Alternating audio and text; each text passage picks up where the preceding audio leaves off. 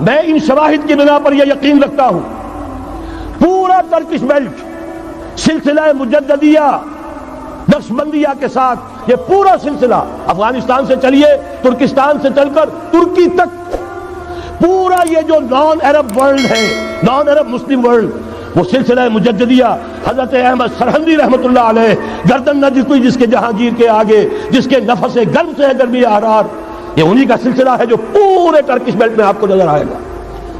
پھر شاہ ولی اللہ جیسا مفکر. بہرحال یہ تمام شواہد ہیں اور میرے لیے تو سب سے بڑے شواہد جو ہے اب وہ احادیث دیکھیے جو حضور نے بیان فرمائی. جب یہ مارکا گرم ہوگا ایک حدیث ہے حضور فرماتے ہیں ابن ماجہ کی روایت ہے حضرت عبداللہ ابن حارث رضی اللہ تعالی عنہ سے یخرج ناس من المشرق یؤتون للمہدی یعنی سلطان ہی. جب اس عالم عرب میں دیکھیے ایک بات میں عرض کر چکا ہوں بڑی تلخ بات ہے عالم عرب ہمارا بہتر حصہ ہے افضل حصہ ہے ان کو اللہ نے فضیلت ہم سے بہت زیادہ دی ہے. سب سے بڑی فضیلت کہ محمد خود صلی اللہ علیہ وسلم عرب تھے یہ رتبہ بلند ملا جس کو مل گیا. پھر مستقل فضیلت اللہ کا کلام ان کی زبان میں موجود ہے مادری زبان. لہذا اگر انہوں نے کوتاہی کی انہوں نے پیٹھ دکھائی بہت بڑے مجرم ہیں اس میں کوئی شک نہیں. اور یہی وجہ ہے یہ سارے ملاحم وہی ہونے ہیں ایسی ایسی بھاری جنگیں حضور فرماتے ہیں اتنے لوگ ہلاک ہوں گے کہ پرندہ اڑتا چلا جائے گا اترنے کی جگہ نہیں ملے گی لاشیں ہی لاشیں ہوں یہ شکل ہونے والی ہے. اور میں تو چونکہ ایک مضمون اور کتابچے کی شکل میں بھی شائع ہو چکا ہے اس میں کہ حضور کی اس حدیث کے حوالے سے میری امت پر بھی وہ سب کچھ وارد ہوگا جو سابقہ امت پر ہوا اسی کے حوالے سے عرض کر چکا ہوں. اگر اس صدی میں ہولوکاسٹ میں 60 لاکھ یہودی مارا گیا ہے کوئی اسی کا دوبارہ چربا جو ہے امت مسلمہ پر بھی آنے والا ہے. لیکن اس کے بعد پھر ان کے لیے فوجیں جائیں گی مشرق سے وہاں جو امام ہوں گے جو بھی ان کو لیڈ کر رہے ہوں گے حضرت مہدی. یہ تصور ذہن میں رکھیے ہمارے مابین اور عیسائیوں کے مابین حضرت مسیح کی ذات مشترک اگرچہ ان کا یہ عقیدہ ہے کہ وہ سولی دیے گئے فوت ہو گئے معاذ اللہ ثم معاذ اللہ پھر زندہ ہو کر آسمان پر گئے پھر آئیں گے. ہم کہتے ہیں نہیں وہ سولی دیے ہی نہیں گئے وہ زندہ آسمان پر اٹھائے گئے واپس آئیں گے. گویا کہ بہت حد تک اشتراک ہے لیکن ایک اختلاف بھی ہے. اسی طرح حضرت مہدی کے بارے میں شیعہ اور سنی تصورات میں اتفاق بھی ہے اختلاف بھی ہے. یقیناً امت مسلمہ امت عرب مجھے تو اقبال کا وہ شعر یاد آتا ہے خون اسرائیل آ جاتا ہے آخر جوش میں توڑ دیتا ہے کوئی موسیٰ طلسم سامری. تو کیا خون اسماعیل جوش میں نہیں آئے گا؟ حضرت اسماعیل کی نسل میں حضور اور حضور کی صاحبزادی حضرت فاطمہ رضی اللہ تعالی عنہا حضور نے فرمایا میری اس بیٹی کی نسل میں اللہ تعالیٰ ایک شخص کو اٹھائے گا جو اس وقت مسلمانوں کی قیادت کرے گا. یہ چیز ہمارے اور اہل تشیع کے مابین مشترک. فرق یہ ہے وہ سمجھتے ہیں کہ ان کے 12ویں امام کہ جو آج سے 1200 برس قبل روپوش ہو گئے تھے وہ ظاہر ہوں گے. ہمارے نزدیک نہیں وہ پیدا ہوں گے نو مولود ہوں گے عام انسانوں کی طرح آئیں گے ہوں گے نسل فاطمہ میں سے رضی اللہ تعالی عنہا اور وہ اس وقت عربوں کی قیادت کریں گے. خون اسماعیل آ جائے گا آخر جوش میں اور کوئی حضرت مہدی وہ آئیں گے اور اٹھیں گے اور قیادت کریں گے دجال سے مقابلہ کریں گے اور اس ملاحم کے اندر قیادت فرمائیں گے. لیکن ان کی مدد کے لیے مشرق سے فوجیں آئیں گی. گویا کہ پہلے مشرقی کسی ملک میں یہ نظام قائم ہو چکا ہوگا کوئی ایسی طاقت وجود میں آ چکی ہوگی کہ جب وہاں بھٹی دہکے گی تو وہاں کے مسلمانوں کی امداد مشرقی ممالک سے جائے گی. اور ایک دوسری حدیث میں یہ تو ترمذی کی روایت ہے کتب حدیث میں 3 نمبر پر کتاب یہی ہے صحیح بخاری صحیح مسلم پھر یہ جامع ترمذی. اس میں حضرت ابو ہریرہ سے روایت ہے یخرج من خراسان رایات سود. خراسان میں بتا چکا ہوں حضور کے زمانے کا خراسان افغانستان کچھ حصہ پاکستان کا کچھ روسی ترکستان کی آزاد ریاستیں جو ابھی ہوئی ہیں تھوڑا سا حصہ ایران کا یہ خراسان بزرگ یہ اولڈ گریٹر خراسان. یہاں سے فوجیں چلیں گی سیاہ علم برآمد ہوں گے اور کوئی طاقت انہیں روک نہ سکے گی ان کا منہ پھیر نہ سکے گی یہاں تک کہ وہ ایلیا حضور کے زمانے میں یروشلم کا نام تھا یہاں تک کہ ایلیا میں جا کر نصب ہو جائے. گویا کہ یہ جو ہمارے ہاتھ سے نکلا ہے قبضے سے پہلے بھی عربوں کے ہاتھوں سے نکلا تھا بیت المقدس یروشلم، عرب واپس نہیں لے سکے تھے۔ کرد خون صلاح الدین ایوبی اس نے واپس لیا، عربوں میں دم نہیں رہا تھا، عیاشیوں کی وجہ سے کھوکھلے ہو چکے تھے۔ میں تجھ کو بتاتا ہوں تقدیر امم کیا ہے، شمشیر و ثنا اول، طاؤس و رباب آخر۔ یہی وجہ ہے کہ تقریباً 20 صدی کے بعد ان کی حکومت ختم۔ آشمارا حق بود گر خون بارت بر زمین بر زوال ملک مستعصم امیر المومنین۔ یہ ہوا کہ نہیں ہوا؟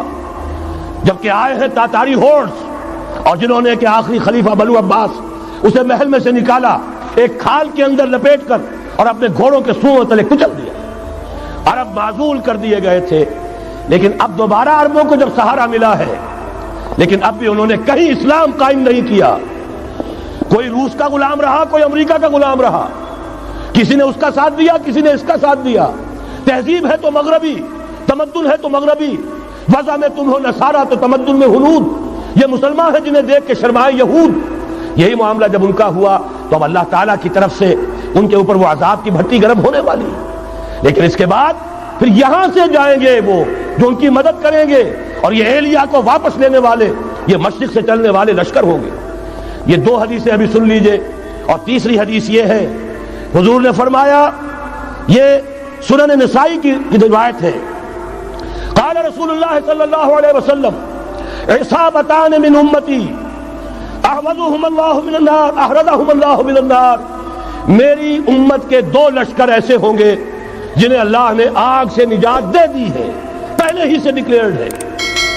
عصابت تغزو الہند، ایک لشکر کے جو ہند پر حملہ آور ہوگا، وعصابت تکون مع عیسیٰ ابن مریم علیہ السلام، اور دوسرا لشکر وہ ہے جو حضرت عیسیٰ کے ساتھ جا کر اور ان کے ساتھ مل کر یہودیوں کے خلاف جنگ کرے گا۔ میں اس حدیث کا جو مطلب سمجھتا ہوں واللہ عالم، یہ اسی علاقے میں جب انقلاب آ جائے گا، یہ علاقہ خراسان اور پاکستان، جب یہاں نظام خلافت قائم ہوگا، یہاں سے اسلام کی توسیع ہوگی، اور یہاں سے جانب مشرق ہند اور جانب مغرب یہ جو یہودیوں کا سیلاب آ رہا ہے، ان دونوں کا مقابلہ کرنے کے لیے انشاءاللہ العزیز، ورنہ یہ عصابتان جو ہے ایک حدیث میں جمع کرنے کی کوئی اور حکمت ہو نہیں سکتی، ورنہ تو ہندوستان پہ کئی لشکر آئے ہیں، لیکن یہ کہ در حقیقت اسی وقت جبکہ عالم عرب میں وہ بھٹی دہکے گی، اسی وقت یہاں انقلاب آ چکا ہوگا۔ ایک طرف یہاں سے مدد کے لیے لشکر جائیں گے کہ جو مسلمان عرب جو ہے ان کی مدد کریں گے، حضرت مہدی کے جھنڈے تلے لڑیں گے، حضرت مہدی کی حکومت کو مستحکم کریں گے، یؤتون للمہدی۔ دوسری طرف وہ ہندوستان کی طرف پیش قدمی کریں گے، اور یہیں سے جیسے اس وقت سیلاب نکلا تھا جزیرہ نما عرب سے، ایک داہنی طرف ایک بائیں طرف، ایران، افغانستان، ترکستان، ادھر مصر، لیبیا، الجزائر، مراکش، موریتانیہ، اسی طریقے سے انشاءاللہ اسی علاقے سے اس کا آغاز ہوگا اور بات آگے بڑھے گی۔ تو غرب اصل حاصل کیا ہے؟ یہ ہونا ہے، پچھلے آثار ثابت کر رہے ہیں کہ ہونا ہے، حضور کی احادیث بتا رہی ہے کہ یہی سے ہونا ہے۔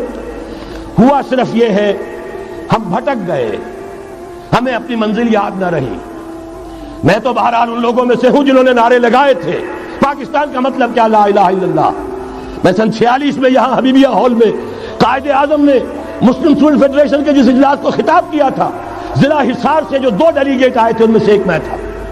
میں نے بہرحال اس تحریک میں بھی حصہ لیا ہے، ایک ننھے کارکن کی حیثیت سے لیا ہے، پھر حالات کو بدلتے اپنے آنکھوں سے دیکھا ہے، ہم کہاں سے کہاں جا پہنچے ہیں۔ ضرورت صرف اس بات کی ہے کہ آج ہمارا حال یہ ہے، ہماری قیادت، ہماری سیاست ان لوگوں کے ہاتھ میں ہے کہ وہ فریب خوردہ شاہی کے پلاح و کرکسوں میں اسے کیا خبر کہ کیا ہے، تب وہ تاب جاویدانہ۔ ان کی تہذیب مغربی، ان کی ذہنیت مغربی، ان کی وضاقتہ مغربی، ان کا تمدن مغربی، ان کی سوچ مغربی، ان کے سارے اطوار مغربی۔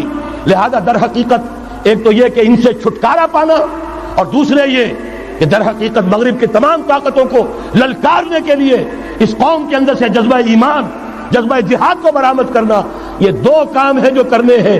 اور اگر ہم یہ کر لیں گے، جیسا کہ میں نے آیت آپ کو سنائی تھی، اللہ کا کوئی وعدہ غیر مشروط نہیں، ایمان اور عمل صالح، ایمان اور جہاد، یہ وعدے پورے کرو گے تو اللہ کا وعدہ بھی پورا ہوگا۔ لیکن ظاہر بات ہے جیسے یہودیوں نے یورپ کو فتح کیا، اور آج وہ مغرب یہودیوں ہی کے زیر اثر ہمیں فتح کرنے پر تلا ہوا ہے. آج نوٹ کیجئے جس طرح 3 اطراف سے یہودیوں نے حملہ کیا یورپ پر، میں اس کا تذکرہ کر چکا ہوں، آج ہم پر بھی اسی طرح کا 3 pronged اٹیک ہے. نمبر 1، ایٹمی دانت نہ نکلنے پائیں اس قوم کے، رول بیک کرانے کے لیے خاموش ڈپلومیسی، اس کے ہتھ کنڈے، کہیں ان میں طاقت نہ ہو جائے، کہیں یہ چیلنج کرنے کی پوزیشن میں نہ آ جائیں، اپنے پاس ایٹمک ہتھیاروں کے انبار ہوں، لیکن کسی مسلمان ملک کے پاس آ گیا تو وہ اسلامک بم بن جائے گا. اگر وہ اسرائیل کے پاس ہے کوئی حرج نہیں، لیکن پاکستان کے پاس کسی صورت میں ہتھیار نہیں ہونا چاہیے. کمزور رکھو، ہمارے دستے نگر رہے، ہماری ہی مرضی پر، ہمارے چشم ابرو کے اشارے پر حرکت کریں. نمبر 2، اباحیت، بے حیائی، عریانی، فحاشی، اس کا سیلاب، اور سب سے بڑھ کر خاندانی نظام کو برباد کرنے کے لیے یہ بہبود آبادی کا پروگرام. اور دیکھیے جادو وہ جو سر چڑھ کر بولے، مسلمانوں کے ہاتھوں کرا رہے ہیں. قاہرہ میں کانفرنس کرائی ہے ایک مسلمان ملک میں، اور یہ کہ اس کو آرگنائز کرنے والی ایک پاکستانی مسلمان عورت. یہ ہے در حقیقت کہ وہ لوگ اگر کرنا بھی چاہتے ہیں تو اس کا الزام بھی براہ راست اپنے اوپر نہیں، بلکہ یہ کہ خود کوئی مسلمان ہو جو یہ کام کرے. اب جو سیلاب آئے گا جس کے لیے مدد بھی دی جا رہی ہے، اس سے ہمارے سارے بندے حیا ٹوٹ کر رہ جائیں گے، خاندانی نظام درم برم ہو کر رہ جائے گا. جو ابھی تک اللہ کا شکر ہے کہ ہمارے ملک کے اندر انٹیکٹ ہے کچھ اوپر کا طبقہ جو بالکل ہی مغربی تہذیب میں رگا گیا ہے، ورنہ ہمارے ہاں خاندان کا نظام ابھی انٹیکٹ ہے. لیکن یہ کہ یہ سیلاب بھی بڑی شدت سے آ رہا ہے، یہ چیزیں بیک وقت کیوں ہو رہی ہیں. اور تیسرا اور سب سے زیادہ سٹل وار، سب سے زیادہ یوں سمجھیے کہ جو لطیف، جو کہ ایک طرح کا احسان جتایا جا رہا ہے، ڈالروں کی اب یلغار. اب یہاں پر امریکی سرمایہ، ڈالر چاہے مشرق سے آئے چاہے مغرب سے آئے، وہ یہودیوں کا اعلی کار ہے. آپ نے اگر $1 نوٹ کا اگر کبھی نقشہ دیکھا ہو، اس کے اوپر جو سگنیا بنا ہوا ہے، جو نشان ہے، وہ کیا ہے؟ پیرامڈ، احرام مصر. یہ کن کے لیے اہمیت رکھتے ہیں؟ ہزارہا یہودیوں کا خون اور ان کی ہڈیاں ان پیرامڈز کے تلے دبی ہوئی. جب یہ احرام بنائے گئے تھے، یہ یہودی وہاں غلامی کے دور میں تھے، بیگار ان سے لی جا رہی تھی. بڑے بڑے پتھر جب گرتے تھے تو پسنے والے یہودی ہوتے تھے. یہ ان کی اپنی جیسے ہولوکاسٹ، جیسے انہوں نے اس کو اپنا سمبل بنایا ہوا ہے، اسی طریقے سے پیرامڈ، مصر کا پیرامڈ، یہ گویا کہ ان کے اس زوال کا ایک نشان ہے. اور اس پر ایک آنکھ بنی ہوئی ہے، ایک آنکھ، کانے دجال کی آنکھ، وہ دیکھ رہی ہے. عجیب ہے یہ سمبل. نیچے لکھا ہوا ہے نووس آرڈو سکلورم، اور یہ در حقیقت 1776 جو نیچے لکھا ہوا ہے وہ رومن حروف کے اندر یہ 1776 ہے، جو میں بتا چکا ہوں آرڈر آف ایلومیناٹی وساپ نے قائم کیا تھا. عام دنیا یہ سمجھتی ہے کہ شاید یہ امریکہ کا یوم آزادی ہے، سن آزادی ہے. 1 مئی اس آرڈر آف ایلومیناٹی کی تاسیس 1 مئی کو ہوئی ہے. یہ 1 مئی جو منایا جاتا ہے، دھوکہ یہ دیا گیا ہے کہ یہ شکاگو کے جو مزدور ہیں ان کی یادگار ہے. حقیقت میں یہ 1 مئی اور 1776 آرڈر آف دی ایلومیناٹی کی تاسیس کی تاریخ ہے. یہ تمام معاملہ سمجھ لیجئے. ڈالر در حقیقت ہم نے ابھی تازہ ندائے خلافت میں نعیم صدیقی صاحب کی نظم شائع کی ہے. 45 برس بلکہ شاید اس سے بھی زیادہ عرصے کی پرانی نظم ہے جو ہم نے شائع کی ہے. ڈالر میرے اس دیش کو ناپاک نہ کرنا. اور میں تو انہیں داد دیتا ہوں، جو کچھ انہوں نے، شاعر کہتے ہیں اس کو جو صاحب شعور ہے، اس صاحب شعور نے جو مشاہدہ کیا ہے کہ ڈالر آئے گا تو کیا آئے گا ہمارے ہاں، اس کے پوری داستان اس تازہ ندائے خلافت میں ہم نے نہ معلوم کہاں سے اس کو کھود کر نکلوایا ہے. ہم ان کا احسان مانتے ہیں کہ انہوں نے اپنی یہ پرانی نظم، اب ان کی جماعت تو سب بھول بھال گئی ان چیزوں کو، اسی لیے وہ اسے تج کر باہر بھی اب آ گئے. بہرحال ہمیں تو ان کی ایک ایک چیز جو ہے، مجھے تو وہ شعر آج کا اگر آپ نے جنگ کا میرا کالم پڑھا ہو، میری تو فکر کے اندر رچ بس گیا ہے.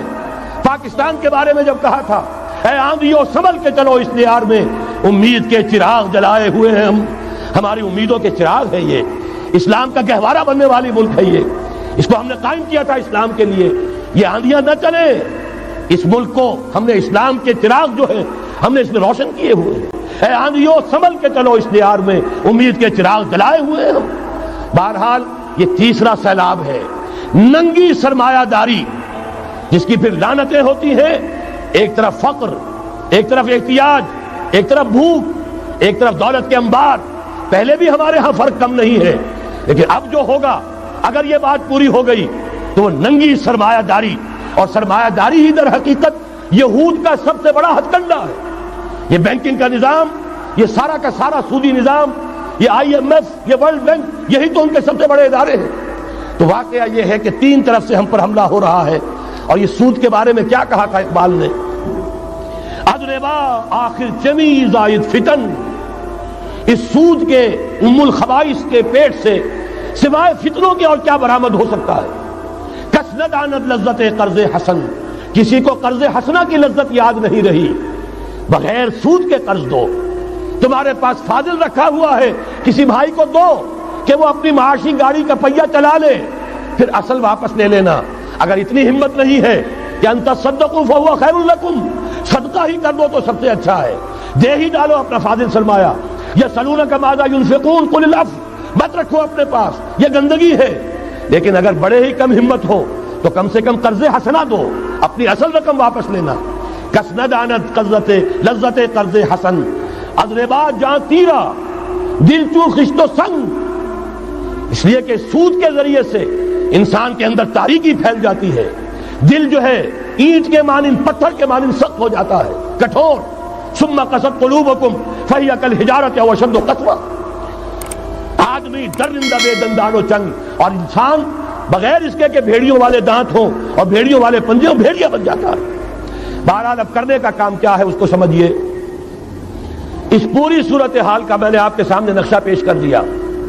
ایک طرف مغرب سے نیو ورلڈ آرڈر، جو جیو ورلڈ آرڈر ہے، اس وقت کی سپریم پاور آن ارتھ، امریکہ کی سرپرستی میں بڑی تیزی کے ساتھ حملہ آور ہے.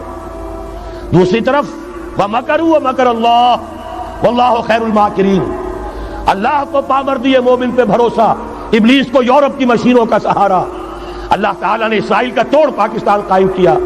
اللہ تعالیٰ نے اس کے لیے 300 برس کی تاریخ، اس کی تمہید میں مجددین امت یہاں پیدا کیے، یہاں قرارداد مقاصد پاس کرا دی 20ویں صدی عیسوی کے وسط میں، کہ اکبر نام لیتا ہے خدا کا اس زمانے میں. بینک انٹرسٹ کو ربا، سود حرام قرار دیا. یہ سارے شواہد ہیں. اب ضرورت صرف ایک بات کی ہے، ایک زبردست عوامی تحریک اٹھے. یہ عوامی تحریک کیسی ہو؟ نمبر ایک، فرقہ واریت سے بلند ہو. یہ فرقہ واریت جو اس وقت بہت بڑا فتنہ بن گیا ہے، جس کی کشیدگی بڑھتی چلی جا رہی ہے، اس کے اندر اگر ہم قوم کے حیثیت سے اگر ملوث ہوتے چلے گئے، آخری تباہی آ جائے. فرقہ واریت سے بلند، سیاسی کشمکش سے بلند. یہ سیاسی کشاکش، یہ حزب اختلاف، حزب اقتدار، اس سے بلند، اس سے کوئی بحث نہیں، کوئی دلچسپی نہیں. علاقائیت یا لسانی قومیت، اپنے دنیاوی حقوق کی فکر مت کرو، بلکہ آخرت کی فکر کرو، اور یہاں اس کی اصل منزل خلافت کے نظام کی فکر کرو. ان تمام چیزوں کو پورا کرتے ہوئے یہاں پہ نظام خلافت قائم کیا جائے. یہ ہے واحد علاج. اور اسی کے لیے للکارنے کے لیے، اسی کے لیے دعوت دینے کے لیے ہم نے اس تحریک خلافت پاکستان کا آغاز کیا. تنظیم اسلامی نے اپنے لیے ہدف معین کیا ہے، نظام خلافت علی منہاج النبوہ کا قیام، پہلے پاکستان میں اور پھر کل نوع عرصی پر. اب میں چند منٹوں میں آپ کو بتاؤں گا کہ وہ نظام ہے کیا. دیکھیے، اس موضوع پر میں پاکستان کے تقریباً تمام بڑے شہروں میں اکثر جگہ 3 دن 2 گھنٹے کی تقریر کر چکا ہوں. سیاسی نظام کیا ہے، معاشی نظام کیا ہے، سماجی نظام کیا ہے. خلافت اب قائم ہوگی، جو بہرحال 1400 برس قبل کی خلافت اور آج کی خلافت، وقت کے دریا میں بہت سا پانی گزر گیا ہے. اصول وہی کے ہوں گے، فنڈامنٹل وہی کے ہوں گے، تفصیلی خاکہ بنے گا اس زمانے کے تقاضوں کے مطابق. تو میرے وہ تقریریں ویڈیو کی شکل میں، آڈیو کی شکل میں، اردو میں، انگریزی میں، شکاگو میں 20 گھنٹے کا پروگرام پچھلے سال ریکارڈ کرا کے آیا. اللہ کا فضل ہے کہ وہ پھیل رہا ہے معاملہ. اب مغرب میں اذان خلافت بلند ہو رہی ہے، اس کا تذکرہ میں بعد میں کروں گا. بہرحال وہ تو تفصیلی بات ہے یہاں میں چند منٹوں میں صرف الجبرا کے اصولوں کی طرح چند باتیں بتا رہا ہوں. جو بھی آپ کا آج نظام ہے 3 شرطیں پوری کر دیجئے وہ خلافت بن جائے گا سیاسی اور دستوری اعتبار سے. نمبر 1 حاکمیت اللہ کی، اور اللہ کا شکر ہے یہ ہم کر چکے ہیں. اللہ جزائے خیر دے جنہوں نے محنت کی تھی، اللہ جزائے خیر دے جنہوں نے وہ تحریک اٹھائی تھی مطالبہ دستور اسلامی، اور پھر جنہوں نے مدد کی تھی اللہ تعالیٰ انہیں جزائے خیر دے. بہرحال وہ اب ہمارے دستور کا حصہ ہے. حاکمیت اللہ کی. البتہ اگلا قدم ہم آج تک نہیں اٹھا سکے. اس حاکمیت کا ظہور کیسے ہوگا؟ آپ کے دستور میں یہ طے کر دیا جائے کتاب و سنت ہر شے سے بالا تر ہے، دستور سے بھی بالا، عدالتی قوانین سے بالا، پارلیمنٹ سے بالا، سینٹ سے بالا، صدر سے بالا، سپریم کورٹ سے بالا، ہائی کورٹ سے بالا، ہر شے سے بالا کتاب و سنت. جب تک یہ نہیں ہوتا قرارداد مقاصد کی حیثیت ایسی ہے کہ جیسے آپ سینما ہال کے اوپر آگے جو ہے قرآن مجید کا کوئی کتبہ لگا دے، اس کے سوا کچھ نہیں. یہ بھی غنیمت ہے کہ قرارداد مقاصد پاس ہوئی. اصل شرط یہ ہے کتاب و سنت کی ٹوٹل بالادستی. اور یہ بڑی کڑوی گولی ہے. عوامی تحریک جب تک نہیں چلے گی، لوگ جب تک اپنی خون کی ندیاں نہیں بہا دیں گے، یہ کڑوی گولی حلق سے اترنے والی نہیں. یہ IJI کی حکومت میں نہیں اتری، اسلام کے نام پر اقتدار میں آئے، اسلام کے نام پر ISI نے IJI بنوائی، اسلام کے نام پر انہیں ووٹ ملے، 2/3 کی اکثریت ملی. اس کے باوجود شریعت کی بالادستی کا ایکٹ، شریعت کی بالادستی کی دستور کے اندر ترمیم پاس نہیں کرائی گئی. معلوم ہوا اوپر زبردست کا ٹھینگا ہے. امریکہ کے سب پرستار ہیں، سب ڈرتے ہیں، سب کے لیے سب کو نظر آتا ہے بالآخر جو ہے اسی کے پاس جانا ہوگا، چاہے وہ نواز شریف ہو اور چاہے وہ بے نظیر ہو. ایک کھلم کھلا ہے، اور اب تو میں کہتا ہوں نواز شریف بھی کھلم کھلا ہے. آج کے اس دور میں انہوں نے اسلام کا نام کبھی نہیں لیا، اس سے تو بالکل تائب. بس صرف فرق یہ رہ گیا ہے بے نظیر کھلم کھلا بھی مذاق اڑا لیتی ہے اسلامی صداؤں کا، اسلامی قوانین کا. یہ اس پر ذرا خاموش ہے. لیکن یہ کہ اپنی تحریک میں ہمارے بہت سے جو سیاسی قائدین ہیں مسلمانوں کے، کتنے بیانات آپ نے پڑھے ہوں گے، ذرا اسلام کا نام لے دیں ہم ساتھ ہو جائیں گے. مولانا سمیع الحق صاحب کا بیان آیا، ذرا اسلام کی بات کرے تو ہمارے اور بہت سے علماء اور ہمارے طارق صاحب جو ہے انہوں نے بھی کہا کہ میں ہم ساتھ آ جائیں گے. لیکن یہ کہ بڑا پکا ثابت ہوا نواز شریف اسلام کا نام نہیں لیا. یہ بات جان لیجئے، یہ اس کے بغیر، قربانی کے بغیر اصل یہی منزل ہے، اصل کٹھن یہی ہے. یہ کتاب و سنت کی بالادستی، اس کو قبول کرنا، اختیار کرنا، یہ بغیر عوامی تحریک کے، بغیر قربانیوں کے ممکن نہیں ہوگا. بہرحال دوسری بات یہ، اور تیسری بات، کسی غیر مسلم کو نظام خلافت میں قانون سازی میں شریک نہیں کیا جا سکتا. جس قانون کی بنیاد کتاب و سنت، جو نہ کتاب کو مانے نہ سنت کو مانے، اس کا اس ملک کی قانون ساز اسمبلی میں جانے کا مطلب کیا ہے؟ ان کی علیحدہ اسمبلیاں ہوں، ان کے جو حقوق ہیں مائنورٹیز کی حیثیت سے ان کی گارنٹی دی جائے، ان کی جان، مال، عزت، آبرو کا پورا تحفظ، ان کی پوری مذہبی آزادی، ان کی عبادت گاہوں کی پوری ضمانت، ان کی حفاظت کی، ان کا پرسنل لا ہو، سب کچھ ہوگا. قانون سازی میں غیر مسلم شریک نہیں ہو سکتا. نظام خلافت کی اعلیٰ ترین سطح کی پالیسی بنانے میں غیر مسلم شریک نہیں ہو سکتا.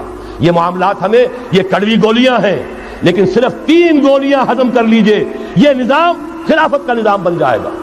البتہ چوتھی بات اور عرض کر دوں، وہ کہتا ہوں بہتر ہے کہ اس پارلیمانی نظام کی لعنت جو انگریزوں کی وراثت کے طور پر ہمیں ملی ہے، اسے چھوڑ کر صدارتی نظام اختیار کیا جائے. وہ صدارتی نظام جو نظام خلافت سے قریب تر ہے، انہوں نے ہم سے لیا ہے. اقبال نے کہا ہے، ہر کجا بینی جہان رنگ و بو، زاں کے از خاکش برو یا دارزو، یا نور مصطفیٰ اورا بہاش، یا ہنوز اندر تلاش مصطفیٰ. اگر کوئی اچھائی ان کے پاس ہے وہ نور مصطفیٰ سے مانگی ہوئی ہے. یہ خلافت کے نظام کا چربہ ہے. ایک شخص کو منتخب کرو، اب اسے اختیار دو، اس کے ہاتھ کھلے رکھو، اسے کام کرنے دو. ہاں امپیچمنٹ کا نظام ہو، غلط ہو تو اسے سیدھا کرنے کا نظام ہو. اس کے لیے آپ امپیچمنٹ کا نظام آج کی جو امریکہ کی حکومت ہے اس میں بھی ہے. اور کیسا ہے کہ ذرا سا اندیشہ ہوا تھا اور نکسن صاحب جو ہے بھاگ کھڑے ہوئے تھے. تو میرے نزدیک صدارتی نظام اور چھوٹے صوبے، یہ بڑے بڑے صوبوں کی ضرورت نہیں ہے، چھوٹے صوبے ہوں، لوگوں کو سہولتیں ہوں، ہر علاقے کے لوگوں کو معلوم ہو کہ ہمارے معاملات ہمارے اپنے ہاتھ میں ہیں، ان کے اندر کوئی احساس جو ہے محرومی کا پیدا نہ ہونے پائے. اس لیے کہ وہی چیز ہے جو سیاہی گھول دیتی ہے. کون سیاہی گھول رہا ہے وقت کے بہتے دریا میں؟ یہ ساری سیاہیاں جو سندھ میں گھل رہی ہیں، بلوچستان میں گھل رہی ہیں، سرائکی کے علاقے میں گھل رہی ہیں، ان سب کا علاج ہے چھوٹے صوبے بناؤ. لیکن یہ چیزیں خلافت کی شرائط میں سے نہیں ہیں. بہتر بات ہے، دنیاوی اعتبار سے بہتر بات ہے، انتظامی اعتبار سے بہتر بات ہے. باقی اصل شرائط تین: اللہ کی حاکمیت کا اقرار جو قرارداد مقاصد میں بالفعل ہے، کتاب و سنت کی ٹوٹل بالادستی. سپریم کورٹ کو اختیار دیجئے، وہاں جا کر کوئی بھی شہری پاکستان کا کوئی بھی عالم دین اگر ثابت کر دے فلاں قانون، فلاں ہدایت، فلاں انسٹرکشن، فلاں کوئی حکم جو دیا گیا ہے کتاب و سنت کے منافی ہے، فوراً کل عدم ہوگا.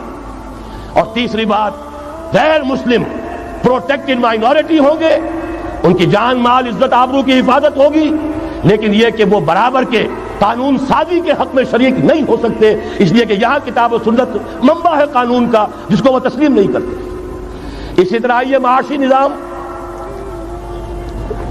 موجودہ سرمایہ دارانہ نظام، بہت بڑی لعنت، بہت بڑی لعنت، بہت بڑی لعنت. لیکن جیسے آپ کو معلوم ہے، آج ہی ابو جہل کہہ دے لا الہ الا اللہ محمد الرسول اللہ، مسلمان بن جاتا. کلمہ تو ایک ہی تھا نا. ابو طالب کے پاس جب وفد گیا تھا رؤسائے قریش کا، اور انہوں نے کہا تھا کہ اپنے بھتیجے کو روک لو ورنہ اب ہم جو تمہاری بھی رعایت اب نہیں کریں گے، میدان جنگ میں آ جاؤ. ابو طالب نے کہا تھا میرا بھتیجا تم سے کیا مانگ رہا؟ ایک کلمہ، ایک کلمہ لا الہ الا اللہ، اور تو اس کا کوئی مطالبہ نہیں.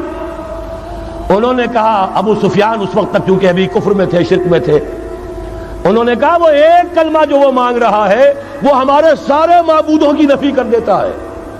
وہی تو سب سے بڑی مصیبت ہے.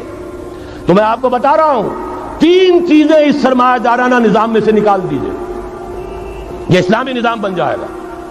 تفصیل میں جانے کا موقع نہیں ہے، میں فارمولہ دے رہا ہوں. تفصیل میں نے عرض کیا، میرے کیسٹس ہیں، کتابیں ہیں، وہ خطبات خلافت اب کتابی شکل میں بھی آ جائیں گے، انگریزی میں ویڈیو کیسٹ ہے، اردو میں ہے، بڑے بڑے شہروں میں خطبات دے چکا ہوں، مواد موجود ہے. لیکن اس وقت فارمولہ بتا رہا ہوں، تین چیزیں نکال دیجئے. نمبر ایک، سود نکال دیجئے. اس میں بھی اللہ کے فضل و کرم سے پیش رفت ہمارے ہاں ہوئی. فیڈرل شریعت کورٹ نے فتویٰ دیا اور اتنا زبردست ججمنٹ لکھا ہے، پوری دنیا کے لیے رہنمائی کا ذریعہ بن جائے گا. یہی وجہ ہے کہ مجھے معلوم ہوا ہے موجودہ حکومت نے اس کی اشاعت روک دی ہے. باہر کے ممالک سے ڈیمانڈ. میں جب انگلستان میں تھا ابھی 2 مہینے قبل، وہاں کچھ لوگوں کے سامنے تذکرہ کیا، انہوں نے کہا ہمیں منگا کے دیجئے، بنگلہ دیش کے مسلمان تھے، ہمیں منگا کے دیجئے. میں نے یہاں لکھا، معلوم ہوا کہ نہیں، وہ مل ہی نہیں رہا، بلکہ کہہ دیا گیا اسے مت چھاپو، اس کی اشاعت بند، اس لیے کہ وہ کلمہ خیر کہیں پھیل نہ جائے. یہودی کا اگر علاج ہے، جیسے آپ نے سنا تھا بچپن میں کہانیاں، دیو کی جان ایک طوطے کی گردن میں ہے، طوطے کی گردن مروڑ دو گے دیو مر جائے گا. یہودی کی جان سود میں ہے. یہ سارا ہتھ کنڈا اس کا جو ہے، جو ورلڈ ڈومینیشن یہودی چاہ رہا ہے، وہ مالیاتی نوعیت کی ہے. وہ اپنی حکومت قائم نہیں کرنا چاہتا. حکومت کے تو بڑے کھکھیڑ ہوتے ہیں، بڑی ذمہ داریاں ہوتی ہیں، لوگوں کی تنقیدیں سننی پڑتی ہیں، بھوکے بھیڑیے کبھی ٹوٹ پڑتے ہیں. لہذا ان کو چھوڑو، حکومت وہ خود کریں. ہاں وہ محنت کریں حیوانوں کی طرح، ملائی ہمارے پاس آتی چلی جائے، زندہ رہنے کی حد تک تو ان کو دیں گے. جیسے تانگے والا گھوڑے کو بھی آخر دانہ تو ڈالتا ہے کہ اگلے دن پھر اسے جوتنا ہے تانگے کے اندر، لیکن اصل کمائی تو اس کی ہے جو ہو رہی ہے. صرف یہ مالیاتی نظام اور اس کا ایک ہی لفظ کے اندر توڑ ہے، سود ختم اور یہود کی گویا کہ جان نکل جائے گی. یہی وجہ ہے جیسے ہی فیڈرل شریعت کورٹ کا فیصلہ آیا تھا، وہ جو کوئی چیزیں پائپ کے اندر پڑی ہوئی تھی مدد کی، وہ بھی روک لی گئی. یہ قوم کدھر جا رہی ہے؟ یہ تو ہمارے ہاتھ سے نکلی جا رہی ہے. اور جب تک کہ اس کے خلاف IJI کی حکومت کو سپریم کورٹ میں اپیل میں نہیں پہنچا دیا، اس وقت تک یہ ہے $1 جو ہے کہیں سے ادھر سے ادھر ہلنے نہیں دیا. یہ ہے حقائق، اصل میں ان کو سمجھ لیجیے. سود نکال دیجئے، جوا، اسپیکولیشن، فارورڈ ٹریڈنگ کی وہ ساری صورتیں جو صرف بیع سلم ایک جائز ہے، باقی ساری صورتیں حرام ہیں، ان کو نکال دیجئے اور جاگیرداری ختم کر دیجئے۔ جاگیرداری ختم کرنے کے لیے حضرت عمر کی شمشیر لانی ہوگی، شمشیر فاروقی۔ ان کا یہ فتویٰ تھا، اجماع تھا کہ جو ملک، جو علاقے بزور شمشیر فتح ہوئے ہیں وہ کسی کی انفرادی ملکیت نہیں رہیں گے، وہ امت مسلمہ کی اجتماعی ملکیت ہے۔ کوئی انچ زمین، اسی وجہ سے ہمارے ہاں فرق ہے خراجی اور عشری۔ عشری زمین ملکیتی ہوتی ہے، اس میں سے ایک مسلمان جس کی ملکیتی زمین ہے اس کا وہ 10واں حصہ یا 20واں حصہ پیداوار کا دے کر فارغ، اور جو خراجی زمین ہوتی ہے وہ کسی کی ملکیتی نہیں ہوتی، وہ تو مسلمانوں کی ہے، نظام خلافت کی ہے۔ جو کام کر رہا ہے چاہے مسلمان ہو چاہے غیر مسلم ہو، وہ کاشت کرے گا، آدھا اس کا ہے، آدھا ریاست کا ہے، بیت المال کا ہے۔ یہ ہے نظام خراجی کا اور عشری کا فرق۔ اور حضرت عمر نے طے کر دیا تھا رضی اللہ تعالیٰ عنہ کہ جتنے علاقے فتح ہوئے، یہ مصر ہے، یہ عراق ہے، یہ شام ہے، یہ ایران ہے، ساری زمینیں مسلمانوں کی اجتماعی ملکیت۔ کام کرنے والے چاہے یہودی ہوں، چاہے مجوسی ہوں، چاہے عیسائی ہوں، چاہے وہ مسلمان ہو جائیں، زمین خراجی رہے گی، زمین سے خراج جائے گا بیت المال میں تاکہ تمام امت کی بہبود میں صرف ہو سکے۔ 3 کام کر دیجئے، باقی ساری market forces, free economy, personal incentive, personal ownership, ساری چیزیں، سارے اصول جس کی وجہ سے کہ سرمایہ داری کو فتح حاصل ہوئی ہے کمیونزم کے اوپر، وہ سارے اصول اسلام کے اندر موجود ہیں۔ لیکن سود نکال دو، جوا نکال دو، جاگیرداری نکال دو، اب آؤ اوپن کمپٹیشن، سرمایہ کاری کرو۔ ابھی آپ نے نظم پڑھی، سرمایہ داری کو ختم کرنا ہے، سرمایہ کاری کو فروغ دینا ہے، یہ ہے اسلام کا نظام معیشت۔ البتہ اس میں چوتھی چیز، کفالت عامہ کے لیے زکوٰۃ کا نظام مکمل قائم کرو۔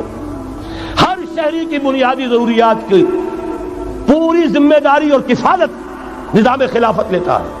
یہاں پھر میں مجبور ہوں کیا کروں، لیکن جب پھر گیا قیامت کا، بات پہنچی تیری جوانی تک، خلافت کا تذکرہ ہو اور حضرت عمر کا ذکر نہ آئے، ناممکن۔ خلافت کا نظام، جیسے آپ کہتے ہیں کہ گلاب کا پھول پورا کھلا ہوا ہے، للی ان بلوم، خلافت کا نظام پورا کھلا ہوا حضرت عمر کے دور میں نظر آتا ہے۔ اسی وقت کہا تھا حضرت عمر نے رضی اللہ تعالی عنہ کہ اگر دجلہ و فرات کے کنارے کوئی کتا بھی بھوکا مر گیا تو قیامت کے دن عمر ذمہ دار ہوگا۔ اور جانور تک کا معاملہ ہے، مجوسی کو دیکھ لیا تھا، بوڑھے کو ایک کہ جو بھیک مانگ رہا تھا، وہاں کے عامل اور گورنر سے ایکسپلینیشن کال کی، یہ بھیک کیوں مانگ رہا ہے؟ جب یہ جوان تھا، کام کر سکتا تھا، تم اس سے جزیہ لے رہے تھے، اب یہ بوڑھا ہو گیا ہے، کما نہیں سکتا، تم نے اسے بھکاری بنا دیا ہے، اس کا وظیفہ مقرر کرو۔ ظاہر بات ہے غیر مسلم ٹیکس دیں گے، مسلمان زکوٰۃ دیں گے، مسلمانوں کے لیے زکوٰۃ سے کفالت عامہ ہوگی، غیر مسلموں کے ٹیکسوں کے ذریعے سے۔ وہی نظام جو آج یورپ میں ہے، اسکینڈینیوین کنٹریز میں ہے، برطانیہ میں ہے، ان امپلائمنٹ الاؤنس ہے، یا یہ کہ اور ویلفیئر کا نظام ہے، لیکن اسلام کا مکمل ترین ویلفیئر نظام زکوٰۃ کے تحت ہے، اور اس میں گارنٹی ہے ہر شہری کی بنیادی ضروریات انڈر ریٹن، ان کی ذمہ داری ریاست کے ذمہ۔ حضرت عمر ہی کا زمانہ تھا کہ لوگ اپنی زکوٰۃ لے کر پھرتے تھے، لینے والا کوئی نہیں ہوتا تھا۔ اس کا بھی میں مسئلہ آپ کو سمجھا دینا چاہتا ہوں۔ میں نے تو عرض کیا تھا، میں تو مدرس ہوں، عوامی مقرر نہیں ہوں، میں تو چاہتا ہوں آپ چیزیں سمجھ کر اور ان کا علم آپ کا جو ہے حاصل کر کے اٹھیں، لوگوں کو پھر پہنچائیں۔ یہ کیسے ہو گیا جبکہ زکوٰۃ جو ہے وہ تو اسلامی ریاست میں نظام خلافت میں حکومت لیتی ہے، پھر کیسے ہو گیا کہ لوگ اپنی زکوٰۃ لے کر پھر رہے، لینے والا کوئی نہیں؟ اس کو بھی جان لیجئے، جیسے زمین کی 2 قسمیں میں نے بیان کی، خراجی اور عشری، ایسے ہی زکوٰۃ کے قابل جو مال ہے اس کی بھی 2 قسمیں ہیں۔ اموال باطنہ، گھروں میں رکھی ہوئی کوئی نقدی ہے، کوئی زیور ہے، کوئی اور ایسی چیزیں ہیں، یہ اموال باطنہ کہلاتی ہیں۔ اس کی زکوٰۃ جبراً حکومت نہیں لے گی۔ اگر اس کی زکوٰۃ جبراً حکومت لے تو گھروں کی تلاشیاں لینی پڑیں گی، جا کے تکیے پھاڑ پھاڑ کے دیکھنے پڑیں گے کہ کہیں کچھ رکھا ہوا تو نہیں ہے۔ یہ معاملہ مسلمانوں کی ان کی اپنی نیت پر، ایمان پر، اللہ کے ساتھ ان کے خلوص و اخلاص پر چھوڑ دیا۔ ہاں اموال ظاہرہ، دکان میں 5 لاکھ کا مال پڑا ہے، 2.5% دے دو، گودام میں 10 لاکھ کا مال پڑا ہے، 2.5% دے دو، تمہارا کارخانہ ہے بہت بڑا، اس کی زمین معاف، بلڈنگ معاف، مشینری معاف، ٹولز معاف، لیکن جو سرمایہ چل رہا ہے چاہے وہ خام مال پڑا ہے چاہے فنشڈ، ٹوٹل کی مالیت کے اوپر 2.5% دے دو. یہ ہے زکوٰۃ جس کو بدنام کیا ضیاء الحق صاحب نے. صرف سود جو ہے، سود والا جو صرف بینکوں کے اندر ڈپازٹ ہے، اس سے 2.5% لے کر اسے زکوٰۃ قرار دے دیا. حالانکہ وہ تو کچھ زکوٰۃ نہ ہوئی، سود کا کمیشن ہوا، اس کے سوا کچھ بھی نہیں. زکوٰۃ تو یہ ہے کہ ہر دکاندار، اور مجھے یقین ہے مسلمان دے گا، آپ اسے انکم ٹیکس جیسے لعنتی ٹیکس سے نجات دیجئے جس نے اسے جھوٹ بولنے پہ مجبور کیا ہوا ہے. یہ لعنتی ٹیکس ہے در حقیقت کہ جس نے ہر شخص کو جھوٹا بننے پر مجبور کر دیا ہے. ان کو ختم کریں. زکوٰۃ تو مسلمان اپنے ایمان کے تقاضے پر دے گا، اور وہ دے گا اور خوشی سے دے گا. لہذا یہ پورا نظام جو ہے اس کو اختیار کیا جائے زکوٰۃ کے، تو پوری ویلفیئر اسٹیٹ، دنیا کے بلند ترین معیارات کی ویلفیئر اسٹیٹ قائم ہو جائے. جو حضرت عمر نے کہا تھا کہ کوئی کتا بھی بھوکا اور پیاسا نہ رہے. اب آئیے تیسرا معاملہ سماجی. یہاں بھی 3 ہی باتیں کہوں گا. ترقی ہے، تعلیم ہے، ان میں کوئی رکاوٹ نہیں. خواتین کام کریں، کوئی رکاوٹ نہیں. کیا چیز نکالنی ہے؟ بے حیائی، بے حجابی، عریانی نکال دو. ستر و حجاب انفورس کرو. سیگریگیشن، عورتوں کے اسکول علیحدہ، مردوں کے علیحدہ، عورتوں کے کالج علیحدہ، مردوں کے علیحدہ، عورتوں کی یونیورسٹی علیحدہ، مردوں کی علیحدہ، عورتوں کے ہسپتال علیحدہ، مردوں کے ہسپتال علیحدہ. کسی درجے میں تو ہمارے ہاں ہے، اس کو آگے بڑھاؤ، یونیورسٹی بناؤ. اسی طریقے سے ہسپتال میں، مردوں کے ہسپتال میں عورتوں کو نرس رکھنا کیوں لازم ہے؟ کیا مرد نرسنگ نہیں کر سکتے؟ کیا فوج کی جو فارورڈ یونٹس ہوتے ہیں میڈیکل، کیا ان میں عورتیں جاتی ہیں نرسوں کی حیثیت سے؟ جہاں اصل ضرورت ہوتی ہے، کسی کا بازو اڑ گیا ہے، کسی کی ٹانگ اڑ گئی ہے، کسی کا پیٹ چاک ہو گیا ہے، آنتیں باہر ہے، بڑی ٹینڈر نرسنگ کی ضرورت ہے، وہاں تو عورت نہیں جاتی، وہاں تو میل نرسز ہے. تو مردانہ ہسپتالوں میں مردوں کو نرس رکھو، زنانہ ہسپتالوں میں عورتوں کو نرس رکھو. عورتیں مریض ہوں، عورتیں ڈاکٹر ہوں، عورتیں جو ہے نرسنگ کریں. وہاں کی انتظامیہ بھی عورتوں کو دیجیے. پھر یہ ہے کہ ساری پرائمری ایجوکیشن عورتوں کو دے دیجیے. چھوٹی عمر کے بچے ہیں، انہیں عورت کے اندر اللہ تعالیٰ نے جو شفقت مادری رکھی ہوئی ہے فطری طور پر، ضرورت ہے اس ٹینڈر ایج میں. تو ارادہ اگر ہو جائے تو ہر کام ہو سکتا ہے. ارادہ چاہیے. یہ کہ بے ستری، بے حجابی، عریانی، فحاشی کا خاتمہ کرو. نمبر 2، شراب اور منشیات کا خاتمہ کرو. اس کے لیے آئرن ہینڈ بلکہ آئرن فسٹ کی ضرورت ہے. یہ کر کے دکھایا، ایرانیوں نے کر کے دکھا دیا. ہم سے کہیں زیادہ گرے پڑے تھے، ہم سے کہیں زیادہ یہ خرابیاں ان کے معاشرے میں موجود تھیں. کر کے دکھایا کہ نہیں کر کے دکھایا؟ یہ ہو رہا ہے. لہذا یہ کہ یہ کام کیا جائے، اور زنا اور قذف کے جو اصل اللہ تعالیٰ کی طرف سے، اللہ کے رسول کی طرف سے جو سزائیں ہیں اور حدود اور تعزیرات ہیں، ان کو نافذ کیا جائے. یہ 3 چیزیں کر دیجئے، یہی معاشرہ ہوگا. کوئی یہ نہیں کہتا کہ صحراؤں میں جا کر آباد ہو، کوئی آپ سے یہ نہیں کہتا کہ جائیے دوبارہ اونٹوں پہ سفر شروع کیجئے. جو ترقی ہوئی ہے، اللہ تعالیٰ نے علم دیا ہے انسان کو، اللہ تعالیٰ نے ٹیکنالوجی عطا فرمائی انسان کو، اور رحمان کا دیا ہوا علم ہے. علم آدم الاسماء کلھا، یہ اسی علم اسماء کا ظہور ہے پوری دنیا کے اندر. اسے خیر کا، برکت کا ذریعہ بناؤ. میں نے 3 باتیں بتائیں آپ کو. نمبر 1، اللہ کی حاکمیت، کتاب و سنت کی ٹوٹل بالادستی. نمبر 3، اور غیر مسلموں کو قانون سازی میں شریک نہیں کیا جا سکتا. وہ پروٹیکٹڈ مائنورٹی، ان کی جان، مال، عزت و آبرو کی حفاظت کا ذمہ ہے، مذہبی آزادی کا ذمہ ہے، لیکن وہ ہماری قانون سازی میں، اعلیٰ ترین سطح کی پالیسی سازی میں شریک نہیں ہو سکتے. نمبر 2، یہی سارا نظام، یہی سرمایہ کارانہ نظام، سرمایہ دارانہ نظام کو 3 چیزیں نکال دیں گے، وہ سرمایہ دارانہ نہیں رہے گا، سرمایہ کارانہ ہو جائے گا. یہ سرمایہ کارانہ نظام، سود نکال دو، جوا نکال دو، جاگیرداری ختم کر دو، یہی رحمت ہو جائے گی. اللہ کی ربوبیت عامہ، ربوبیت کاملہ کے آپ کو منظر نظر آئیں گے. جاگیرداری کا خاتمہ کر دیجئے. اسی طریقے سے بے حجابی، فحاشی، عریانی. نمبر 2، شراب اور منشیات. نمبر 3، جو اصل جو حدود ہیں شریعت کے، ان کو نافذ کیجئے تاکہ معاشرہ اسلامی معاشرہ بنے. اب آخری بات ہے میری، اور اسی کے ضمن میں کچھ مطالبے ہیں جو آج ہمیں کرنے ہیں حکومت سے. پہلی بات یہ کہ یہ خلافت کیسے آئے گی. اس موضوع پر بھی میں عرض کر رہا ہوں کہ میں کم سے کم 15 سال سے مسلسل تقریریں کر رہا ہوں. اتنی موٹی کتاب اردو میں منہج انقلاب نبوی موجود ہے. اس کے موضوع پر انگریزی میں کیسٹ، اردو میں cassette, video cassette, audio cassette, میری طرف سے مواد پورا موجود ہے. پہلا مرحلہ کیا ہے؟ غور سے سنیے، اس لیے کہ اس کے مخاطب اب آپ ہیں براہ راست، ہر فرد۔ خلافت کا نظام قائم کرنا ہے تو پہلے اپنی ذات میں خلیفہ بنیے۔ اللہ نے آپ کو ایک جسم دیا ہے، زبان دی ہے، آنکھیں دی ہیں، کان دیے ہیں، یہ سب آپ کے پاس اللہ کی امانت ہے، ان پر اللہ کی حکومت قائم کی۔ اپنے وجود پر اپنے گھر میں خلافت قائم کیجئے، آپ خلیفہ بن جائیں، آپ نظام اللہ کا نافذ کریں اپنے ذات پر، اپنے وجود پر، اپنے گھر میں، اور ساتھ ہی انفرادی سطح پر طے کر لیجئے۔ سورہ حدید کی آیت نمبر 7، آمنوا باللہ ورسولہ وانفقوا مما جعلکم مستخلفین فیہ، جس چیز میں اللہ نے تمہیں خلافت عطا کی ہے، دولت دی ہے، مال دیا ہے، جائیداد دی ہے، اولاد دی ہے، ذہانت دی ہے، فطانت دی ہے، خطابت دی ہے، جو دیا ہے لگا دو، کھپا دو، خرچ کر دو اللہ کے دین کے لیے۔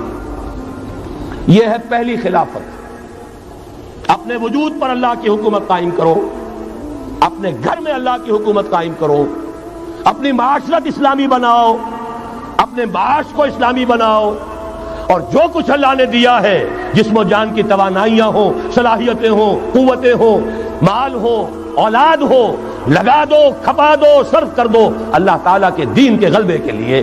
یہ ہے انفرادی خلافت۔ جان لیجئے جب تک افراد اس خلافت کا حق ادا نہیں کریں گے، اجتماعی خلافت کبھی نہیں آئے گی۔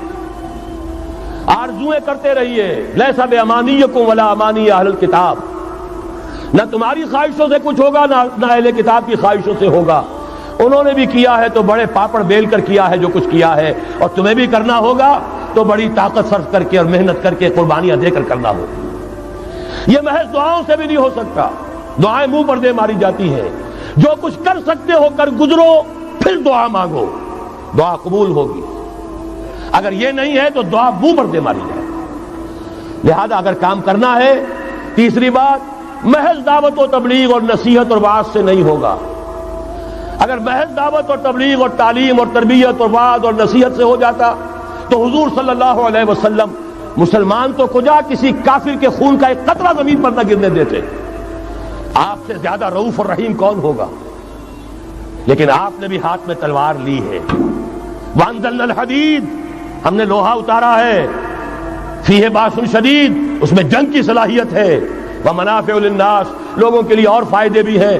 توا پر ہاتھ پھکری چمٹا بھی بنا لیتے ہو، لیکن اصل میں یہ ہے جنگ کے اسلحہ کے لیے، اور یہ تمہیں اس لیے دیا گیا وَلِيَعْلَمَ اللَّهُ مَن يَنصُرُهُ وَرُسُلَهُ بِالْغَيْبِ، کون ہے جو اس ہتھیار کو ہاتھ میں لے کر کھڑے ہو اور اللہ اور اس کے رسولوں کی مدد کرے۔ اللہ اور رسول کی مدد سے مراد کیا؟ اس کا نظام خلافت قائم۔ تو محض دعوت و تبلیغ سے نہیں ہوگا، اور انتخابات سے تو بالکل نہیں ہوگا۔ یہ تو یوں سمجھیے کہ واقعہ یہ ہے کہ اگر آپ مجھ سے پوچھیں، سب سے بڑا صدمہ جو مجھے ہے، سب سے بڑا صدمہ وہ ان مذہبی جماعتوں کے کردار کی وجہ سے ہے جنہوں نے اس ملک میں آ کر سیاست کی کشاکش اور انتخابی سیاست کے اندر اپنا سارا وقت، ساری توانائیاں ضائع کر دی۔ کچھ حاصل نہیں ہوا، گھٹی میں ایسا پڑ گیا ہے، کچھ چسکے ایسے لگ گئے ہیں، کچھ وی آئی پی ٹریٹمنٹ۔ میں نے بھی 2 مہینے مزہ چکھا، اس لیے جانتا ہوں۔ اللہ تعالیٰ جو ہے اس طرح کے تجربات کرا دیتا ہے، ورنہ کیسے اندازہ ہو؟ وی آئی پی علیحدہ اتر رہے ہیں، آپ کے لیے گاڑی آپ کے بالکل دروازے پر کھڑی ہوئی ہے، سیڑھی سے اترے آپ جہاز کے اور گاڑی موجود ہے، یہ ساری وی آئی پی ٹریٹمنٹ مل رہا ہے۔ اور یہ کوریڈورز آف پاور میں گھومنا پھرنا، ان جاگیرداروں کے ساتھ بیٹھنا، ان کے سے ولیمے کرنا، ان کے سے ٹھاٹ، ظاہر بات ہے ان کے ولیموں میں جائیں گے تو انہیں بھی بلائیں گے، ویسے ہی کرنے پڑیں گے، پھر لاکھوں کروڑوں آپ بھی خرچ کریں گے۔ یہ ساری لعنتیں جو آئی ہیں مذہبی جماعتوں کے اندر، یہ صرف اس انتخابی سیاست کی وجہ سے۔ میں بڑے صدمے سے عرض کر رہا ہوں، واقعہ یہ ہے میرے نزدیک اس ملک میں اسلام کے نہ آنے کا پہلا مجرم مسلم لیگ نہیں ہے، پہلی مجرم وہ جماعتیں ہیں جنہوں نے اپنا سارا وقت انتخابی سیاست میں اور اقتدار کی کشاکش میں صرف کر دیا۔ مسلم لیگ کا بہت بڑا احسان، قائد اعظم کا بہت بڑا احسان، انہوں نے آپ کو ملک لے دیا۔ اس سے زیادہ کا نہ ان کا دعویٰ تھا، نہ ان سے توقع ہو سکتی تھی۔ پیر جماعت علی شاہ نے یہ کہا تھا، میں ان کے قول کا بہت بڑا قائل ہوں، ان کی ذہانت اور فطانت کا۔ جب ان سے کہا گیا ہے رحمت اللہ علیہ کہ آپ اتنے بڑے، آپ مقتدا ہیں، مرشد ہیں، اتنی بڑی روحانی شخصیت ہے، ایک داڑھی مولے کے ہاتھ پر بیعت کر لی آپ نے، اشارہ تھا قائد اعظم کی طرف۔ حضرت پیر جماعت علی شاہ رحمۃ اللہ علیہ نے فرمایا بھائی میں نے اس کے ہاتھ پر بیعت نہیں کی، میرا تو مقدمہ ہے ایک قومی مقدمہ ہے ہندو قوم کے ساتھ، اور مجھے اس مقدمے کے لیے ایسا وکیل چاہیے جس میں دو وصف موجود ہو، مہارت پوری ہو، قانون کو جانتا ہو، ماہر ہو، اور دوسرے یہ کہ بگڑنے والا نہ ہو۔ میں نے اپنے قومی مقدمے کے لیے وکیل کیا ہے محمد علی جناح۔ ظاہر بات ہے 100% بات صحیح، اور ان کے اس کردار کو دشمنوں نے مانا، نہرو نے، گاندھی نے، ان کے بڑے بڑے دشمنوں نے مانا۔ یہ شخص جو کہتا ہے he means what he says، یہ جو کہتا ہے وہی اس کے دل میں ہوتا ہے، اس کے ہاں کوئی ہیر پھیر نہیں ہے۔ بہرحال انہوں نے ملک لے دیا، یہ بہت بڑا احسان۔ آگے کام تھا رجال دین کا۔ رجال دین یا تو لگے رہے صرف اپنے مدرسوں میں اور خانقاہوں میں، تبدیلی کا احساس ہی نہیں ہوا کہ کتنا بڑا انقلاب آ گیا ہے، اب ہم انگریزی دور میں نہیں ہیں، اب یہ ایک مسلمانوں کی حکومت بن گئی ہے، اب تو توانائی ہونی چاہیے اس کو اسلامی بنانے کے لیے۔ اور جو جماعتیں چلی گئی انتخابات میں، واقعہ یہ ہے کہ سب سے گھناؤنا کردار اور اس ملک میں اسلام کے آنے میں جو بھی رکاوٹ رہی ہے، سب سے بڑا فیصلہ کل رکاوٹ کا معاملہ ان مذہبی جماعتوں کا کردار۔ اس سے ہٹ کر کیا کرنا ہے، میں نے عرض کیا پہلے، اور یہ میں آپ سے کہہ رہا ہوں، خدا کے لیے سوچئے، آج کی رات جا کر سوچئے، خلیفہ بننا ہے اپنی ذات میں، اپنے وجود پر خلافت قائم کیجئے، اپنے گھر میں خلافت قائم کیجئے، توبہ کیجئے اللہ کی جناب میں، یا ایھا الذین آمنوا توبوا الی اللہ توبۃ نصوحا، بڑے خلوص کے ساتھ توبہ کیجئے، اپنی معاشرت کو، معیشت کو درست کیجئے، اور یہ کہ اپنا تن من دھن، ان صلاتی و نسکی و محیای و مماتی للہ رب العالمین، اس کا فیصلہ کیجئے۔ یہ پہلا مرحلہ ہے بڑا کڑوا، بڑا بھاری، لیکن یہ بھی میں آپ سے عرض کر دوں، جو ارادہ کر لے اس کے لیے بہت آسان، اللہ تعالیٰ کی مدد آتی ہے۔ تم کرو ہمت، توفیق ہم دیں گے، تم کرو فیصلہ، تحصیل ہماری طرف سے ہوگی، آسانی ہماری طرف سے ہوگی۔ فَسَنُيَسِّرُهُ لِلْيُسْرَىٰ، آسانی کے لیے آسان کرتے چلے جائیں گے۔ جو پہاڑ نظر آتے ہیں شروع میں، معلوم ہوتا ہے پہاڑ نہیں، ریت کے ٹیلے تھے، ہمارے قدموں تلے بکھر کر رہ گئے ہیں۔ کر کے دیکھیے، ارادہ کیجئے، عزم کیجئے، طے کیجئے، ان صلاتی و نسکی و محیای و مماتی للہ رب العالمین، اور میرے پاس جو کچھ ہے وہ میرے خدا کا ہے، مجھے اسی کے لیے صرف اپنی زندگی کا تار برقرار رکھنے کے لیے جو ناگزیر ضرورت ہے وہ پوری کرو، باقی لگا دو، کھپا دو۔ آمنوا باللہ ورسولہ وانفقوا مما جعلکم مستخلفین فیہ، جس چیز میں خلافت دی ہے خرچ کر دو۔ دوسرا مرحلہ، یہ خلفاء، ابھی انصاری صاحب نے وہ آیت آپ کو سنائی تھی، ثم جعلناکم خلائف، خلائف جمع ہے خلیفہ کی، ہر مسلمان خلیفہ ہے، یہ سمجھ لیجیے اچھی طرح۔ وہ تو صرف یہ ہے کہ جیسے یہ جو کافرانہ نظام ہے جمہوریت کا، جو مادہ پرستانہ انسانی حاکمیت کی بنیاد پر، اس میں بھی ہر شہری حاکم ہوتا ہے، اپنے ووٹ کے ذریعے سے وہ اپنی حاکمیت کا اختیار منتقل کرتا ہے، وہ نمائندہ بن کر آتا ہے، گویا کہ انہوں نے اپنی حاکمیت ڈیلیگیٹ کی ہے اس شخص کو، اس صدر کو، چاہے وہ بش تھا اور چاہے وہ کلنٹن ہے، ورنہ حاکمیت تو پاپولر ہے، عوام کی ہے۔ اسلام میں خلافت عوام کی ہے، لیکن عوام مسلمان جو اللہ کو ماننے والے ہیں ان کی خلافت ہے، اور ان کی خلافت پہلے وہ اپنی ذات میں خلیفہ بنیں گے، پھر اپنی خلافت کا ایک حصہ ایک خلیفہ کو منتقل کریں گے۔ جب تک خلافت نہیں ہوتی ایک جماعت کے امیر کو منتقل کریں گے وہی حصہ۔ علیکم بالجماعہ، طاقت بنو، قوت بنو، علیکم بالجماعہ، ید اللہ علی الجماعہ، اللہ کی تائید، اللہ کی نصرت، اللہ کی طرف سے برکت جماعت پر آتی ہے، افراد پر نہیں آتی۔ جمع ہو جاؤ۔ حضرت عمر نے تو جو اثر نقل فرمایا وہ آخری درجے کا ہو سکتا ہے، لا اسلام الا بالجماعہ، ولا جماعہ الا بالامارہ، ولا امارہ الا بالسماع، ولا سماع الا بالاطاعہ۔ اسلام ہے ہی نہیں جماعت کے بغیر، اور جماعت نہیں ہے امارت کے بغیر، امارت بغیر اس کے بغیر نہیں ہو سکتی کہ ان کا حکم سنو، اور سننے کا کچھ حاصل نہیں جب مانو نا۔ اسی لیے فرمایا آمرکم بخمس، مسلمانوں میں تمہیں 5 باتوں کا حکم دے رہا ہوں، اللہ امرنی بہن، اللہ نے مجھے ان کا حکم دیا ہے، بالجماعت والسمع والطاعت والہجرت والجہاد فی سبیل اللہ۔ تفصیل میں جانے کا موقع نہیں۔ دوسرا مرحلہ جماعت، ہم نے اسی اصول پر تنظیم بنائی، ہم نے اسی لیے اس کی بیعت کا نظام قائم کیا۔ نحن الذین بایعوا محمدا علی الجہاد ما بقینا ابدا، صحابہ کہتے ہیں بایعنا رسول اللہ صلی اللہ علیہ وسلم علی السمع والطاعت فی العسر والیسر والمنشط والمکرہ وعلی حسرۃ علینا وعلی لا ننازع الامر اہلہ وعلی ان نقول بالحق اینما کنا لا نخاف فی اللہ لومۃ لائم۔ پھر صدمے کی بات کہہ رہا ہوں، کوئی مذہبی جماعت سوائے تنظیم اسلامی کے نہیں ہے جس نے اس مسنون طریقے تنظیم کو اختیار کیا ہو۔ اللہ کا شکر ادا کرتے ہوئے کہہ رہا ہوں، تحدیثاً للنامہ کہہ رہا ہوں، اس بیعت کی سنت کو تازہ کیا ہم نے، جماعت بنائی ہم نے۔ ہمارے ہاں بیعت رہ گئی تھی صرف پیری مریدی کی بیعت، صرف اصلاح نفس کی بیعت۔ اصل بیعت وہ در حقیقت جو مسنون بیعت ہے وہ بیعت جہاد ہے، وہ بیعت جماعت ہے، تاکہ اللہ کے دین کو قائم کرنے کے لیے، خلافت کو برپا کرنے کے لیے اجتماعی جد و جہد کی جا سکے۔ اس کے بعد یہ جماعت کیا کرے گی؟ وَلْتَكُن مِّنكُمْ أُمَّةٌ يَدْعُونَ إِلَى الْخَيْرِ وَيَأْمُرُونَ بِالْمَعْرُوفِ وَيَنْهَوْنَ عَنِ الْمُنكَرِ۔ انتخابات نہیں لڑے گی، کسی کو کندھا دے کر اوپر نہیں پہنچائے گی، پھر اس کی ٹانگ گھسیٹ کر نیچے نہیں گرائے گی۔ یہ دھندے نہیں کرنے، یہ کھیل نہیں کرنے، ادھر جانا ہی نہیں۔ یہ تو ایک ہی تھیلی کے چٹے بٹے، یہ ایک ہی نظام، دونوں امریکہ کے یکساں غلام، دونوں جو ہے اسی سیکولرزم کا دودھ پی کر، سود کا دودھ پی کر کوئی جمع ہوا ہے، اور کوئی جاگیرداری کی گھٹیاں اس کی گھٹی میں پڑی ہوئی ہیں، یہ اس کی پیداوار ہے۔ ان میں سے کسی کے ساتھ کوئی خیر نہیں ہے، لیکن یہ ہے کہ الیکشن تو جب بھی کراؤ گے وہی آئیں گے۔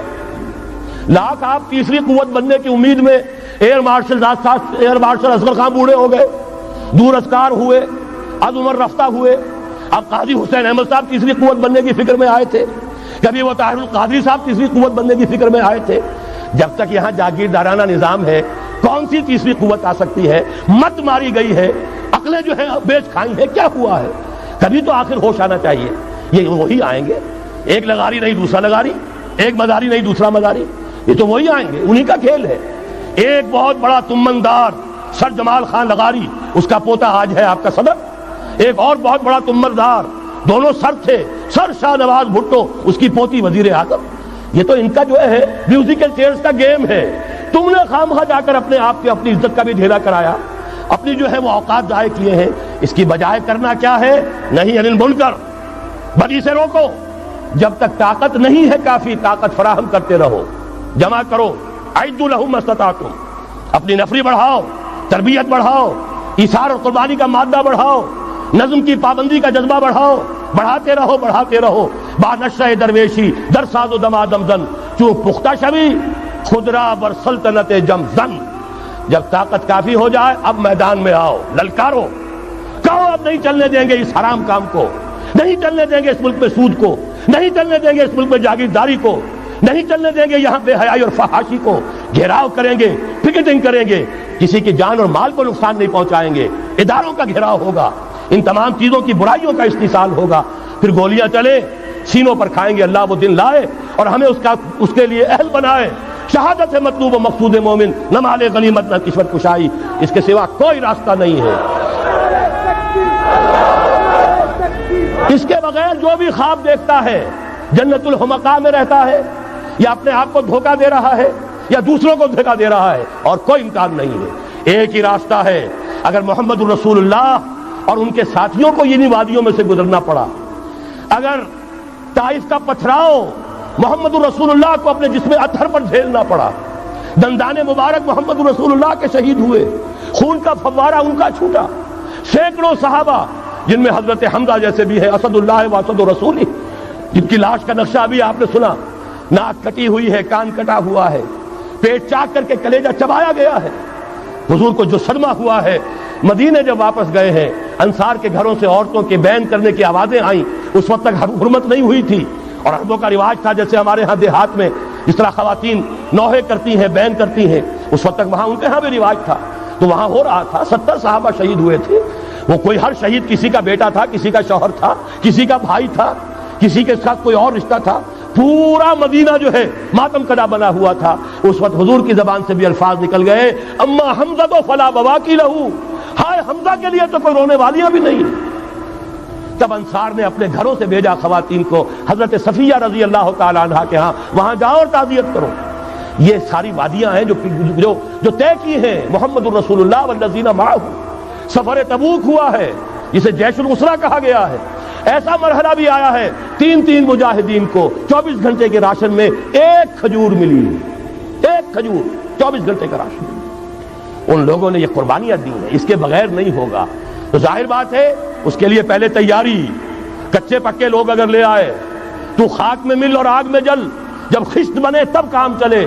ان خام دلوں کے عنصر پر بنیاد نہ رکھ، تعمیر نہ کر۔ یہ تو پختگا خام ہے جب تک تو ہے مٹی کا ایک انبار تو، پختہ ہو جائے تو ہے شمشیر بے زنہار تو۔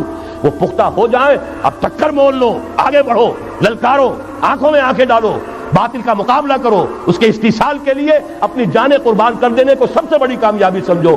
یہی واحد راستہ ہے، اس کے سوا جب وہ مرحلہ آ جائے گا، اللہ کرے کہ وہ آئے، اور میں اب اس وقت تو بیان نہیں کر سکتا، وقت بہت ہو گیا ہے۔ میری جو ایک کتاب چھپ چکی ہے سابق اور موجودہ مسلمان امتوں کے کا ماضی، حال اور مستقبل، آنے والی جو حالات ہیں ان کا ایک نقشہ میں نے بیان کیا جو احادیث نبویہ میں آیا ہے۔ میرا اندازہ یہ ہے کہ اب معاملہ زیادہ دور کا نہیں ہے، بلکہ ہمارے لیے تو نہ دور کا ہے نہ دیر کا ہے، انشاءاللہ یہیں سے ہوگا۔ بس صرف یہ ہے کہ فریب خوردہ شاہی اور بھٹکا ہوا آہو جو ہے اسے پھر اپنی منزل یاد آ جائے۔ کبھی بھولی ہوئی منزل بھی یاد آتی ہے راہی کو، اور بھٹکے ہوئے آہو کو پھر سوئے حرم لے چل۔ اس کے لیے وہ رہنمائی درکار ہے، آپ میں سے ہر شخص رہنما بن کر اٹھے، اس دعوت کا مبلغ بن کر اٹھے، جیسے کہ حضور نے اپنے خطبے کے آخر میں فرمایا تھا فَلْيُبَلِّغِ الشَّاهِدُ الْغَائِبَ۔ اب جو یہاں موجود ہیں وہ اپنا فرض سمجھیں کہ دوسروں کو پہنچائیں گے۔ اس حوالے سے یہ ہے کہ ہمارا لٹریچر، ہمارے ویڈیوز، آڈیوز، وہ ہم ہر میدان میں موجود ہے، چیزیں استعمال کیجئے۔ اب میں چند